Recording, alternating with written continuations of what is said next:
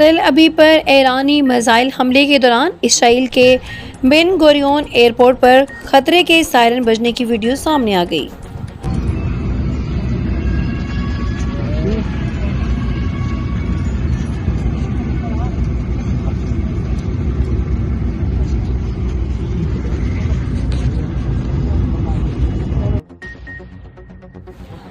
ईरानी मिसाइलों से इसराइली यहूदी बस्तियों में कई घर तबाह हुए।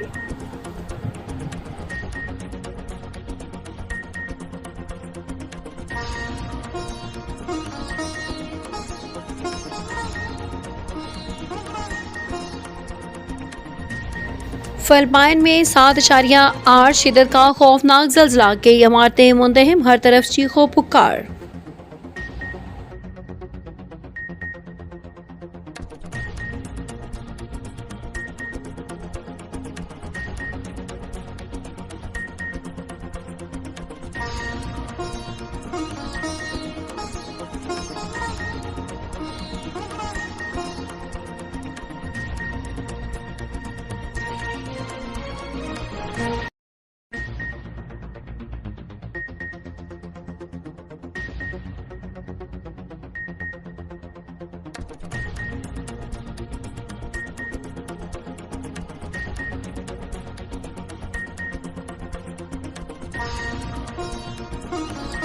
मालूम दजालियों ने बैंकर में छुपकर पनाह ली।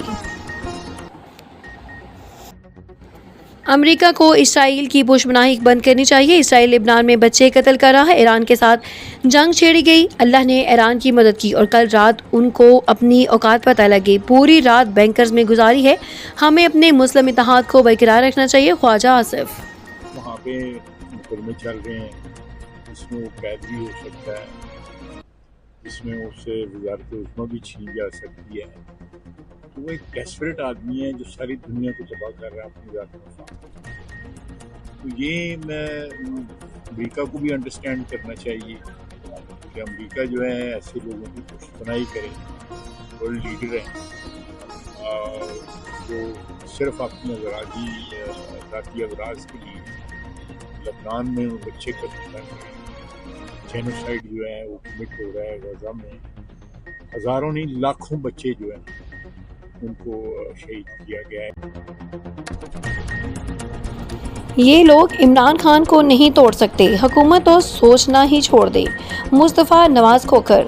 अगर 6 माह मजीद भी इमरान खान की मुलाकातें ना करवाई तो वो नहीं टूटेगा। ये बात अपने जहन से निकाल दें कि ऐसी चीज़ों से डर जाएगा। तहरीक तहफ़्फ़ुज़ आइन पाकिस्तान के रहनुमा की मीडिया से गुफ्तगू।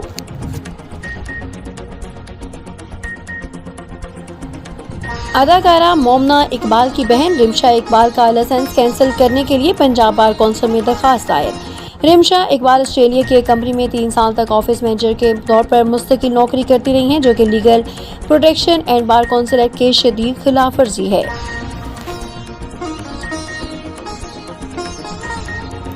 हसन अली ने T20 क्रिकेट में राशिद खान का बड़ा रिकॉर्ड तोड़ दिया। चैंपियंस ट्रॉफी 2017 के बेहतरीन बॉलर अली हसन ने अफगान स्पिनर को पीछे छोड़ दिया। पाकिस्तान के तजर्बाकार फास्ट बॉलर हसन अली ने T20 क्रिकेट में नया रिकॉर्ड कायम कर दिया।